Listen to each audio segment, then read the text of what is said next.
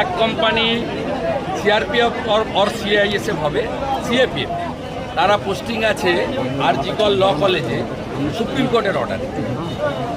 এখনও ধুলিয়ান শামসেরগঞ্জে মোট 17 company, 9 company CRPF, 8 company BSF posting আছে।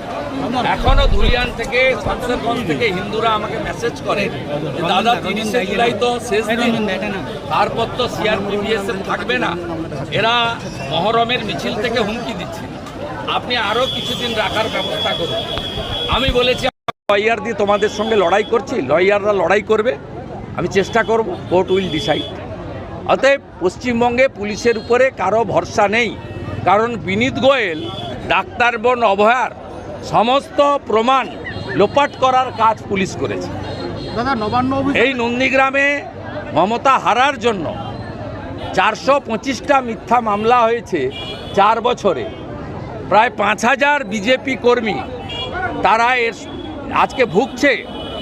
গত ডিসেম্বরে 1 মাসে 3টে অস্বাভাবিক মৃত্যুতে পুরো নন্দীগ্রামের 1 নম্বর ব্লকের সব নেতাদের নাম যুক্ত করা হয়েছে, যাদের হাইকোর্ট থেকে যারা প্রোটেকশান পেয়েছে বা হাইকোর্ট থেকে আইনি সুরক্ষা পেয়েছে।